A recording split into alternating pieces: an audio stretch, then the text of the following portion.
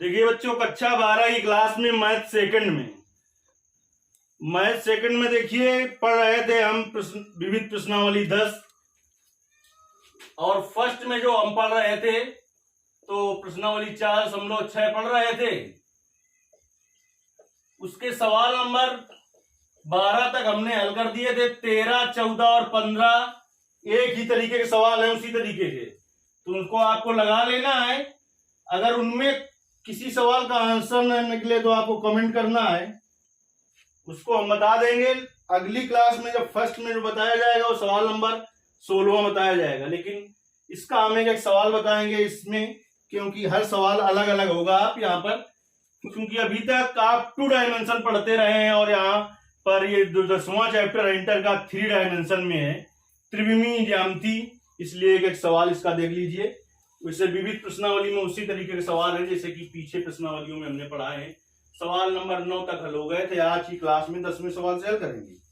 कह रहा है एक समांतर चतुर्भुज की संलग्न भुजाएं 2i cap minus 4j cap plus 5k cap है और i cap minus 2j cap plus 3k cap है। इसके विकर्ण के समांतर मात्रक सदिश ज्ञात कीजिए, इसका क्षेत्रफल भी ज्ञात कीजिए। दो चीजें ज्ञात करना है, इसके विकर्ण के समांतर मात्रक सदिश ज्ञात करना है और इसका क्षेत्रफल भी ज्ञात करना है।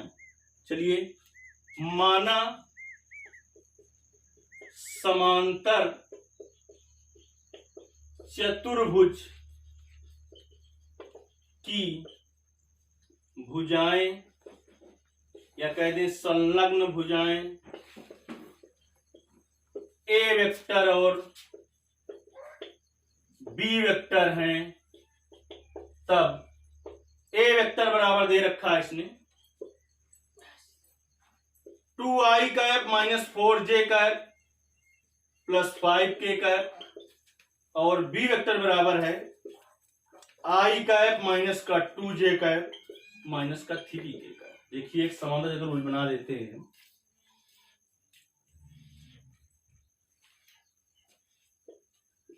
PQR, यस, ये ए वेक्टर और इसको बी वेक्टर अगर मान लें तो ये विकर्ण हो जाएगा। देखिए विकर्ण जो PR होगा वो क्या होगा, ए वेक्टर प्लस बी वेक्टर। कैसा क्यों होगा, क्योंकि हमने बता रखा है तुम्हें सदिश का योगफल कैसे ज्ञात करते हैं। इसके लिए हमने बेसिक से एक चीज समझा रखी है। अगर वो सब कुछ आपने समझ लिया है तो इसमें कठिन कुछ नहीं लगने वाला है। तो जो विकर्ण होगा, विकर्ण PR बराबर क्या है, ए वेक्टर प्लस बी वेक्टर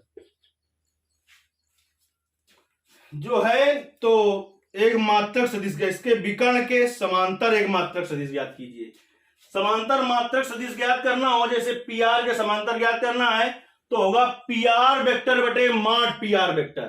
अरे ए वेक्टर के समांतर मात्रक सदिश ज्ञात करना हो तो क्या होता है, ए कैप बराबर ए वेक्टर बटे माड ए वेक्टर। तो पहले PR वेक्टर का मान ज्ञात कर लें, वेक्टर PR का। ए वेक्टर का मान कितना है, देखिए बेटा 2i कैप माइनस का 4j कैप प्लस का 5k कैप। बी वेक्टर का मान i cap minus 2j cap minus 3k cap. तो PR वेक्टर बराबर क्या हो जाएगा, 3i cap minus 6j cap और प्लस का 2k कैप। जोड़ घटा लेंगे, i वाले में i वाला, j वाले में j वाला, k वाले में। तो विकर्ण के समांतर मात्रक सदिश क्या होगा, देखिए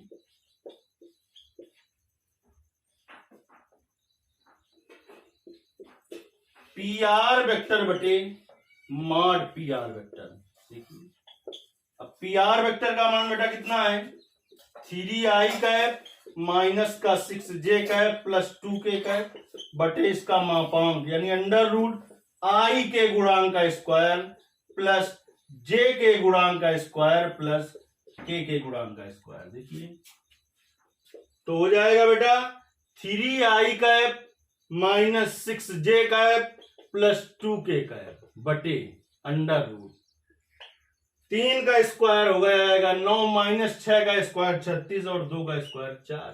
तो हो जाएगा 3i cap minus 6j cap plus 2k cap बटे अंडर रूट 36 4 40 और 9 49 हो गया। 49 का वर्गमूल 7 निकल आएगा।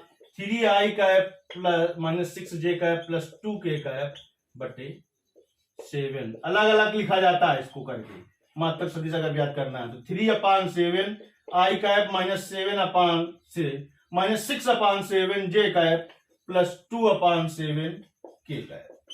देखिए ये तो मात्रक सदिश ज्ञात हो गया। इसी सवाल में एक चीज और कहा था कि यदि इसकी संलग्न भुजाएं ए वेक्टर और बी वेक्टर हैं तो इसका क्षेत्रफल ज्ञात कीजिए। आपको हमने सूत्र बता रखा है कि समांतर चतुर्भुज की भुजाएं ए वेक्टर और बी वेक्टर हो तो समांतर चतुर्भुज का क्षेत्रफल होता है mod A vector cross B vector, mod A vector cross B vector. इसके लिए पहले हम बेटा A vector cross B vector ज्ञात कर लें। पहला पार्ट तो हल हो गया आपका।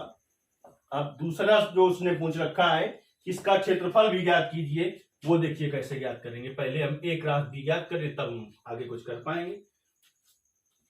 ए वेक्टर क्रॉस बी वेक्टर बराबर क्या हो जाएगा, आई कैप जे कैप के कैप। देखिए ए क्रॉस बी ज्ञात करना है तो पहले ए वाले का लिखेंगे 2 -4 5, फिर बी वाले का 1 -2 -3।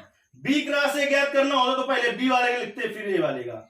चलिए सारणी का यानी डिटर्मिनेंट का R1 के सापेक्ष प्रसार कर लेते हैं। तो R1 के सापेक्ष प्रसार करने पर मैथ फर्स्ट में डिटर्मिनेंट इस समय पढ़ाई जा रही है, उसमें बताया गया है आपको प्रसार कैसे। R1 के सापेक्ष चिन्ह चलते हैं प्लस माइनस प्लस, तो देखिए आई कैप और माइनस फिर होगा जे कैप और प्लस होगा के कैप। अब आई कैप कहां पर है वो देखते हैं। आई कैप कहां पर है वो देखते हैं। देखिए आई कैप जो है आपका पहली पंक्ति में है, पहले स्तंभ में, तो पहली पंक्ति बंद कर देंगे और पहला स्तंभ तो -4 होगा और 5 होगा, -2 होगा, -3 होगा। यहाँ पर जे कहां पर है, पहली पंक्ति में दूसरा स्तंभ में, पहली पंक्ति बंद कर देंगे दूसरा स्तंभ 2 होगा 5 होगा, 1 होगा -3 होगा। प्लस के कैप कहाँ है, पहली पंक्ति में तीसरे स्तंभ में, तो क्या बंद कर देंगे, पहली पंक्ति और तीसरा स्तंभ, तो क्या होगा 2 होगा -4 होगा, 1 होगा -2 होगा। देखिए फिर क्या होगा, आई कैप इसका गुणा इसमें करेंगे, माइनस माइनस से गुणा प्लस हो जाएगा तो 12 आ जाएगा। फिर माइनस का गुणा इसमें करते हैं तो माइनस माइनस से गुणा हो जाएगा प्लस 10 हो जाएगा, माइनस जे कैप इसका गुणा इसमें करेंगे, माइनस का 6 हो जाएगा और माइनस 1 गुणते 5 माइनस का 5 होगा, प्लस के कैप होगा और इसका गुणा इसमें करेंगे माइनस का 4 होगा, माइनस फिर इसका गुणा इसमें किया जाता है तो माइनस माइनस का गुणा हो जाएगा प्लस, माइनस माइनस का गुणा हो जाएगा प्लस।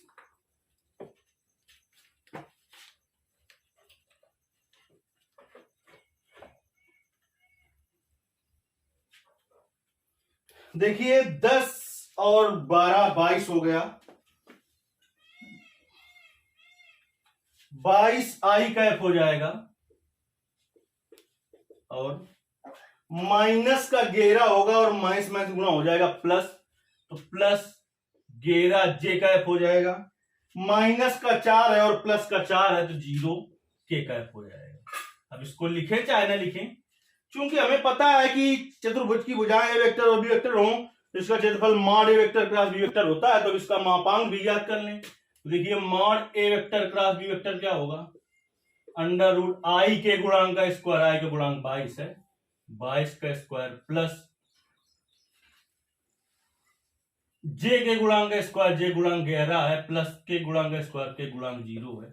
22 का स्क्वायर कितना होगा, देखिए 22 का स्क्वायर कर लीजिए अपना, 22 दूनी 44 और 22 दूनी 44 और 4 46, 464 धन 11 का स्क्वायर 121 धन 0 का स्क्वायर 0।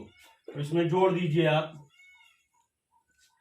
जोड़ दीजिए तो 4 1 5 हो गया, 6 2 8 हो गया और 4 1 5 हो गया, 585 हो गया। इसको हम 121 गुणते 5 लिख सकते हैं क्या, 5 नहीं लिख सकते,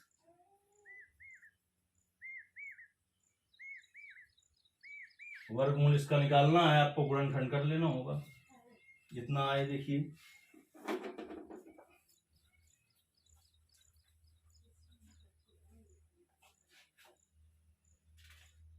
प्रश्नावली, विविध प्रश्नावली 10 है, जिसका सवाल नंबर 10 है।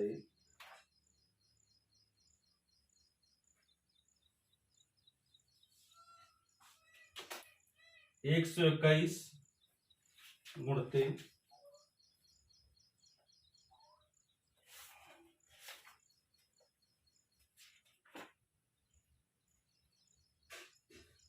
121 गुणते 5, जोड़ने में गलत हो गया क्या? फिर 121 गुणते 5 करेंगे तो 5 और 5 दूनी 10, 605 आना चाहिए जोड़ने में गलत हो गया।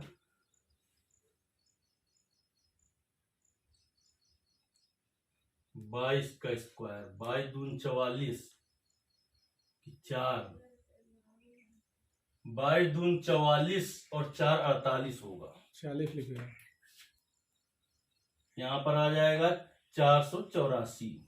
अब इसको इसमें जोड़ेंगे हम, देखिए 5 हो जाएगा, 8 2 10, 4 1 5 1 6, जिसका जब ऐसे लिख सकते हैं 121 गुणते 5, 121 का वर्गमूल हो जाएगा 11√5। अब लिखेंगे यदि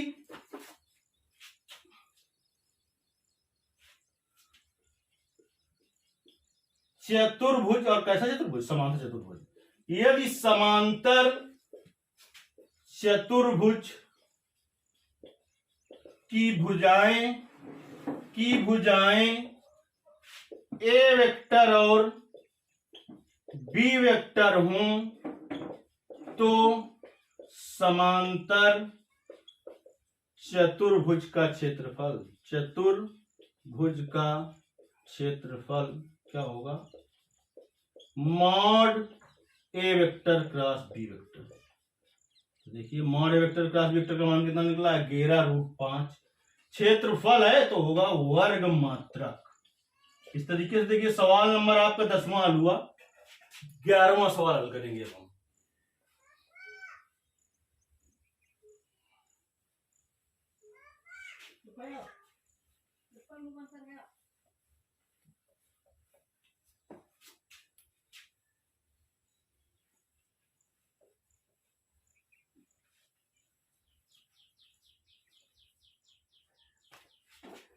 ग्यारहवां सवाल कह रहा है दर्शाइए कि OX,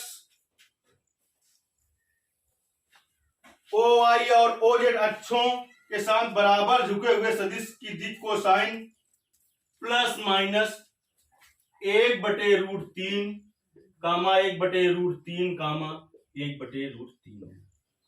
कह रहा दर्शाइए OX कामा OY कामा OZ अक्षों के साथ बराबर कोण पर झुके हुए सदिश। देखिए 11वां सवाल है। मान लें कि माना सदिश, एक सदिश कोई मान लें, माना सदिश कोई सदिश एक मान लें, जैसे कि PR मान लें, PR वेक्टर OX कामा OY कामा OZ के साथ बराबर कोण झुका है ना, बराबर कह रहा है के साथ बराबर झुके हुए, तो बराबर कोण अल्फा पर झुका है, तो तीनों कोण अल्फा हैं। तब देखिए यल बराबर क्या होगा, इसकी जो दिक् कोसाइन होंगी, यल बराबर क्या होगा? cos अल्फा होगा। यम बराबर क्या होगा? cos बीटा होता है, लेकिन जब x अक्ष के साथ अल्फा, y अक्ष के साथ बीटा और z अक्ष के साथ गामा कोण पर झुका हो, लेकिन यहां पर तीनों ही कोण अल्फा है, तो यन का मान भी हो गया cos अल्फा। एक सूत्र हमने आपको बता रखा है, इस सूत्र होता है L square plus M square plus N square बराबर 1। यल का मान देखिए क्या है? cos अल्फा, तो cos square alpha plus M का मान भी cos अल्फा, तो cos स्क्वायर अल्फा, यन का मान भी अल्फा, तो cos स्क्वायर अल्फा बराबर 1। तो हो जाएगा 3 cos स्क्वायर अल्फा बराबर 1, तो cos स्क्वायर अल्फा बराबर हो गया 1/3। तो cos अल्फा बराबर क्या आ जाएगा बेटा? Plus minus 1/√3।